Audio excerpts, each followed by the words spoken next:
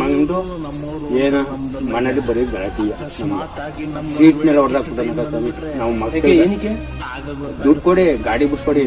1.5 ಲಕ್ಷ ಕೊಟ್ಟು ಗಾಡಿ ತಗೊಂಡು ನೀವು ಬಿಡ್ಸ್ಕೊಡ್ಬೇಕಂತ ಗಾಡಿನ? ಯಾರವನು?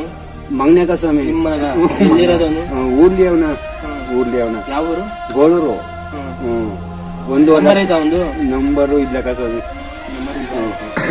ಈ ತರ ಆದ್ರ ಹೆಂಗೆ ನಾನು ತಾತ ನನ್ ನಂಬರ್ ಬರ್ಕೊಡ್ತೀನಿ ನಿಮ್ಗೆ.